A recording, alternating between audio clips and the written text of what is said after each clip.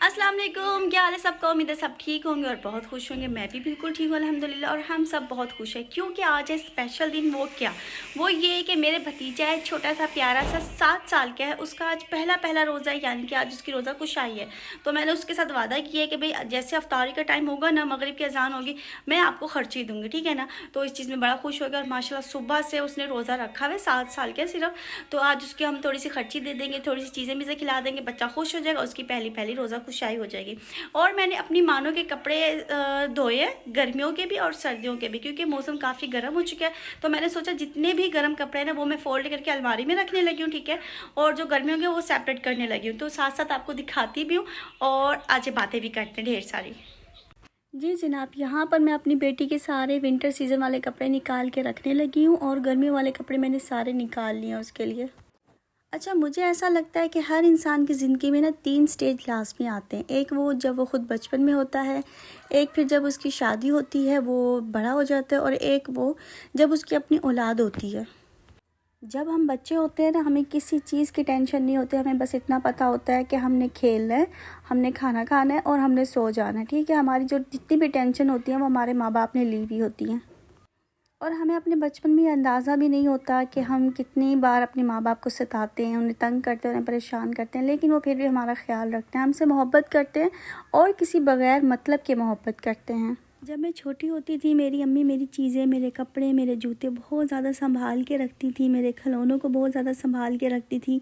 और मैं इस चीज़ से बचपन में कभी कभी बहुत ज़्यादा परेशान हो जाती थी, रोती थी कि अम्मी मुझे मेरे कपड़े नहीं ज़्यादा पहनने देती, या फिर मुझे खिलौनों से ज़्यादा खेलने नहीं देती। तो अम्मी कहती थी बेटा संभाल के रखने तो तुम्हारे ही कपड़े हैं, तुमने ही पहनने हैं, लेकिन तुम अपने खिलौने तोड़ देती हो, अपने कपड़े ज़ाया करती हो, बहुत ज़्यादा गलत तरीके से पहनती हो।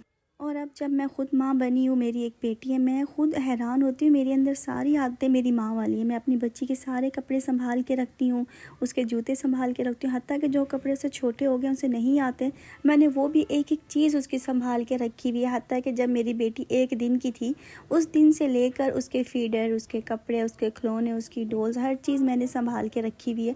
कुछ चीज़ें ऐसी भी हैं जो मैं कभी किसी को दे देती हूँ, लेकिन बहुत सी चीज़ें ऐसी हैं जो मैंने संभाल के रखी हुई हैं कि जब मेरी बेटी बड़ी हो जाएगी तो मैं भी देखा करूँगी और मेरी बच्ची भी देखेगी, उसे बहुत ज़्यादा खुशी होगी। अच्छा, मैं अपने घर में अपने बहन भाइयों में सबसे छोटी बेटी थी, तो इसलिए मैं लाडली भी बहुत ज़्यादा थी। बहुत ज़्यादा ज़िद्दी बच्चा जिसे कहते हैं ना, मैं बहुत ज़्यादा ज़िद्दी थी। अगर किसी बात की मैंने ज़िद कर ली है, कोई चीज़ मुझे चाहिए तो वो मुझे चाहिए, लाजमी चाहिए, तो मैं बहुत ज़्यादा ज़िद करती थी। और अब मुझे इस बात का एहसास होता है कि जब एक बच्चा किसी बात पर ज़िद कर ले, चाहे वो बात उसके लिए ठीक है या नहीं है, तो एक माँ कितनी ज़्यादा परेशान हो जाती है उसकी इस ज़िद की वजह से। वही मेरी अम्मी कहा करती थी, सना जब तुम खुद माँ बनोगी ना, तुम्हारी अपनी औलाद होगी, फिर तुम्हें एहसास होगा कि तुम कितनी ज़्यादा ज़िद करती हो, कितनी ज़्यादा परेशान करती हो। तो उस वक्त हमें ये बात समझ नहीं आती। ये वक्त के साथ साथ हमें बातें समझ आती है जब हमारा एक्सपीरियंस होता है, हमारे रिश्ते बदलते हैं, एहसास बदलते हैं और हमारी ज़िंदगी में बहुत से नए लोग आ जाते हैं। फिर हम माँ बाप बन जाते हैं। माँ बाप बनने के बाद हमें एहसास होता है कि हमने बचपन कैसा गुजारा और हमारे माँ बाप ने हमें कैसे बर्दाश्त किया। अब मेरी बेटी भी मैं नोट करती हूँ, वो बहुत ज़्यादा कभी कभी बहुत ज़्यादा ज़िद्दी हो जाती है, किसी एक बात के लिए बहुत ज़्यादा ज़िद करने लगती है, बहुत ज़्यादा गुस्सा करती है। तो जब मैं उसे देखती हूँ ना, मैं कभी कभी बेबस हो जाती हूँ और बैठ के सोचती हूँ कि मैं कभी अपनी माँ को इस तरह से तंग करती थी, इस तरह से परेशान करती थी। जो ये जो स्टेज होता है ना बचपन का और बड़े होने के बाद हम जब माँ बाप बनते हैं, ये स्टेज ऐसा होता है कि ये टाइम रिवर्स भी नहीं होता कि काश हम अपने माँ बाप का जाके ख्याल रखते हैं, उनकी बात मानते, उनकी बात सुनते।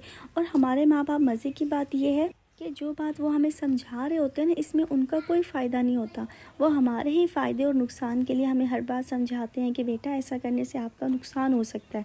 लेकिन ये बात हमें टाइम पर समझ नहीं आती। और ये देखिए मेरी भतीजी और मेरी बेटी साथ साथ कैमरे के आगे आगे कैसे मस्तियाँ कर रहे हैं माशाल्लाह से। दोनों सारा दिन खेलती हैं, आपस में मस्तियाँ करती हैं और इसी तरह कभी कभी डांट भी खा लेती है। मेरी बेटी मुझसे सुन लेती है और भतीजी मेरी भाभी से सुन लेती है। देखें मानो के काम चेक करें, पूरे पूरे पोज मार मार के दिखा रही है। अच्छा, यहाँ पर ना मैं टोटली कैमरे को भी कभी कभी नोटिस कर रही थी, लेकिन मैं कभी कभी बिल्कुल वो ख्यालों में खो जाती थी, अपना काम कर रही थी। और मैंने बाद में नोटिस किया कि दोनों तितलियाँ इधर आगे कैसे ड्रामे कर रही हैं।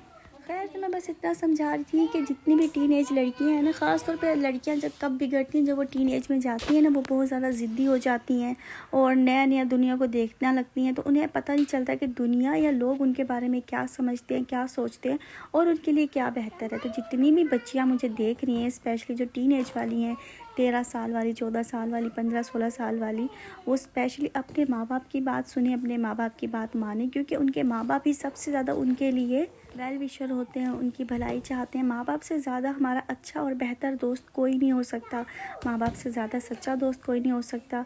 तो जितनी भी लड़कियाँ मेरी ये वीडियो देख रही हैं, मैं आपको एक बात समझाना चाहती हूँ कि हमें टाइम पर एक बात समझ नहीं आती है। हमें लगता है हमारे माँ बाप तो पुराने ज़माने के हो गए हैं, उन्हें कुछ नहीं पता, उन्हें आजकल के तौर तरीक़ों का नहीं पता। हमारे माँ बाप अपनी ज़िंदगी गुजार चुके होते हैं, उनके पास बहुत से तजर्बे होते हैं, बहुत से सबक होते हैं, वो भी बहुत सी गलतियाँ कर चुके होते हैं, इसलिए वो चाहते हैं कि उनकी औलाद वो गलतियाँ ना करें। जैसे मिसाल के तौर पे मैंने कोई फ़िल्म देखी और उस फ़िल्म में जो भी कुछ हुआ होता है, अच्छा बुरा जैसा भी हुआ होता है, जैसी भी उसकी स्टोरी होती है, वो मैंने देख ली, ठीक है। उसके बाद मैं जाके नेक्स्ट किसी बंदे को या अपनी ही औलाद को बताऊंगी कि बेटा आपने ये फ़िल्म नहीं देखनी, या इस फ़िल्म में ये सब कुछ हो चुका है।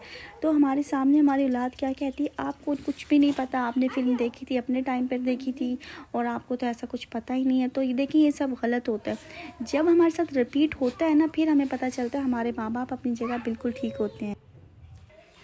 जी जनाब, तो मैंने अपनी बच्ची के सारे जितने भी विंटर सीज़न के कपड़े थे ना, उठा के मैंने कार्टन के अंदर सेव करके रख दिए, क्योंकि मुझे मेरी बच्ची की चीज़ों से बहुत ज़्यादा प्यार है।